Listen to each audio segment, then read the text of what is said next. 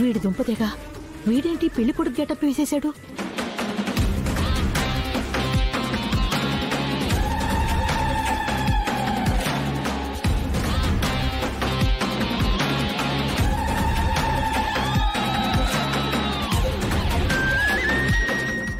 నువ్వేంటి చంటి పెళ్లి కొడుకు డ్రెస్ వేసుకున్నావు?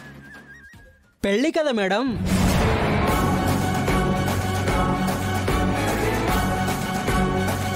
రేయ్, పెళ్లి నీకు కాదు, మీ అన్నయ్యకి. అయితే నేను పెళ్లి కొడుకు డ్రెస్ వేసుకోవద్దా? నువ్వెలా వేసుకుంటావయ్యా? పోనీ తోడు పెళ్లి కొడుకు అని అనుకోండి.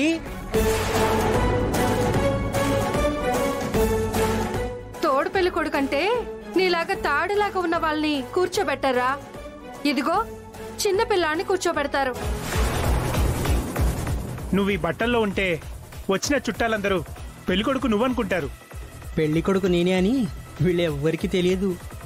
రేయ్, వెళ్ళి డ్రెస్ మార్చుకో. మార్చుకోను. ఏ నువ్వు చెప్తే నేను చెయ్యాలా? నాకు నచ్చింది నేను వేసుకున్నాను.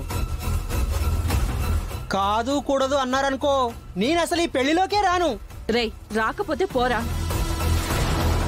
నువ్వు రాకపోతే ఈ పెళ్లి ఆగిపోతుంది అనుకుంటున్నావా? తాళి కట్టేవాళ్ళు లేకపోతే పెళ్ళెలా జరుగుతుందే పిచ్చి మమ్మీ. సుమా, వాడు అసలే మొండోడు. వాడు అనుకున్నదే చేస్తాడు, వదిలేసే.